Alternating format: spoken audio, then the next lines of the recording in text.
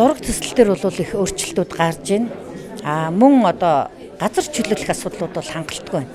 Яг замын тараст бол одоо холбооны шугамууд их хэмжээгээр орсон байна. Ялангуяа төгс замын одоо шарга мартын чиглэлийн энэ хэсгээр бол одоо замын өргөслийн хэсгээр холбооны шугамуд орсон байгаа учраас өргөслийн ажлууд хийгдэж болохгүй. Тийм учраас газар ширгааны ажил нь бол удаашрж игдээд графикт ажил бол хоцорч байна.